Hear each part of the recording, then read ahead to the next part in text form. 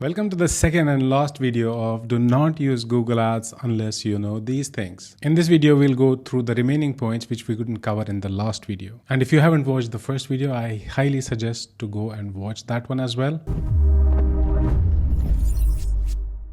So let's jump to our sixth point, which is engagement metrics do not mean anything anymore. If you're someone who still looks at or optimizes your performance campaigns towards CTR or view through rate, then my friend, you're doing really wrong. Now, if you're optimizing towards CTR, most probably a lot of your traffic will go to these click farms and click bots. When I discuss this with some beginners, they come with the justification that no, it's not true because see, these kind of placements are generating a lot of traffic for us, and when we analyze traffic from these campaigns, we see low bounce rate, we see high engagement rate, we see high average session duration of this traffic. So most probably this is not bots. But you have to understand one thing that used to happen like probably a decade ago or maybe 7 years ago.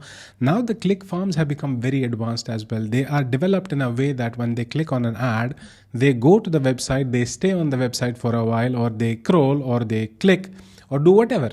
Provide these engagements so that you feel like this is quality traffic. And the second scenario is if you are optimizing your performance campaigns, video campaigns towards view through rate, thinking that, okay, this will have high impact because a lot of people are watching this video. Then in that case, most probably you are irritating a lot of people much more than you are converting, because then your videos are going to rewarded inventory, and which is forcing the users to watch the complete video, and which is not a very good practice when it comes to performance campaigns. It works for gaming companies. If you're a gaming company, rewarded ads is probably a good placement for you. So what I would suggest is whenever you are running a performance campaign, always optimize and focus on one North Star metric, whether it's ROAS, whether it's conversions, whether it's sales, whether it's sales volume, whether it's sales revenue. And do not overwhelm and confuse yourself with a lot of metrics in between. And which leads us to our seventh point, which is Google Ads needs time. It might be a cliche, but I'm telling you from my 10 years of experience, Google Ads needs time, and it's a long-term game. Sometimes you start a campaign and it starts delivering results right away. There can be cases like that. But before you start the campaign, you have to have the right expectations. Ideally, how you should think is, okay, we need to have a proper campaign plan before launch and not figure out while launching the campaign. You need to figure out and decide on all the parameters before launching the campaign. Once you launch the campaign, you need to give it 2 to 3 weeks to kind of collect the data. In those 2 to 3 weeks, don't even optimize. Just collect the data and then do your first round of optimization after 2 to 3 weeks, depending on how much budget you are spending. And only when you do the first round of optimization, that's when you start looking and worrying about the results. That's when you basically start to decide whether the campaign is working or not. The biggest mistake you can do is start a campaign and within a day or two, you start optimizing, which reflects back to you did not have a proper campaign plan before starting the campaign. And if you don't understand what a campaign plan is, or you have difficulties to create a campaign plan before the launch, I highly recommend to download this advertising plan kit. You can download it for free from the link in the description below. In this kit bundle, you get 3 different resources. The first one is an ebook which gives you an overview of different advertising channels. It explains the pros, cons, and costs of each channel, like social media ads, Google and search ads, video ads, in-mail ads, and as well as the offline channels like print and billboards. You also get an advertising plan template to neatly organize your campaign plan with ideas, processes, and even the resources you are going to use. And if you have watched my previous videos, you know that I love winning new clients for agencies, and that is what makes the third resource my absolute favorite. It's a pitch deck template which you can use to outline your campaign plan with all details to present to your higher management or client for approval or even showcasing your work. And this kit was created by HubSpot, who is also sponsoring this video. This leads us to our 8th point, which is keep an eye on default settings. If you have some experience running campaigns on Google Ads, you might know that whenever Google launches a new feature, in most cases it's automatically enabled for your live campaigns. And just like recommendations in the recommendations tab, it might not be useful for you or even in line with the strategy you're using. And in some cases it's an old feature, but by default it's enabled when you set up a campaign. The classic example for this is the display websites and the partner search sites. Whenever you try to create a search campaign, these 2 placements are automatically enabled, and in most cases cases, they don't make sense. Sometimes the feature will be kind of hidden within the advanced settings, which a lot of people don't go to.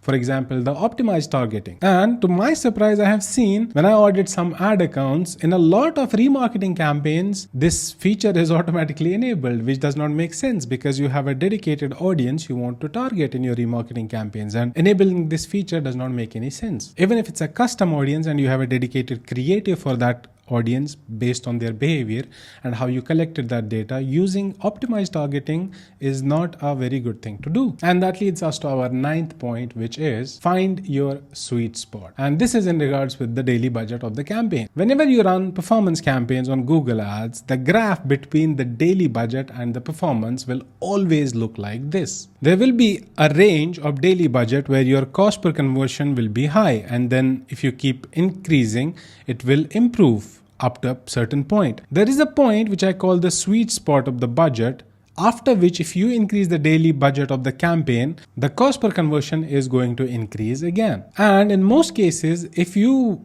find this sweet spot and you still want to scale your campaigns, you will have to find different kind of strategies, maybe in terms of audience or your bidding, and play around, maybe include more audiences or increase your bid or decrease your bid or set a bid cap to ensure that you are able to scale your campaigns with very less marginal impact on the cost per conversion. But whenever you're running a particular campaign, if it's an always on campaign, always focus on finding this sweet spot. Even if you know this is the budget you're going to spend, always sometimes squeeze the budget, increase it a bit more, decrease it, and then find what is the impact so that you can find this particular sweet spot. And this leads us to our last point, which is know your resources. I have trained Google support teams all over the world, and I have been working on Google Ads for last 10 years. And this is my take on using different kind of resources. If you're ever stuck with a particular setting, you don't understand what this does, or you want to learn how to do a particular thing in Google Ads, your first line of support always has to be Google Help Center articles for anything related to features, technical knowledge, or how to do something. One thing I love about Google is all their products have amazing Help Center articles. You can gain a lot of knowledge from that, and they are very, very easy to understand. My first interaction with any Google product was DFP, or DoubleClick for publishers, which is called Ad Manager now. Trust me, I had learned so much about that product just from the Help Center articles, and it really, really helped me in my career. I honestly would even remember the names of the Help Center articles for that product. Like I knew if I want to know any limit of any particular thing in this product, there is something called limits and maximus. Now, if you're stuck with something which you do not have access to, for example, the rejection reason does not make sense for a particular ad and you want to actually know more. Now, in that case, you have to reach out to the support because they have access to internal tools where they can give you more information. For example, why my account got blocked. Then support teams, they're not very technical as well. They just know the superficial knowledge. They know about the most common issues that people face. Maybe some among them, the team leads, they know a bit more, but most of the people there, because there's high iteration rate, people join these support teams and leave very quickly. So most of the people there, they just know the basic issues which a lot of people are facing. Now, in case you want different kind of knowledge, for example, to stay updated with the new beta features Google launches, that is when your account managers help you. In my case, personally, I do not trust everything they say about the strategy or the structure of the accounts. However, you need them, for example, to set up some kind of test like CLS test. You need your account managers and they can help you. They can engage a particular SME or subject matter expert to conduct your test or tell you the observations from the test. But you have to understand one thing. Most of the account managers you talk to, they are not technically very strong. They just have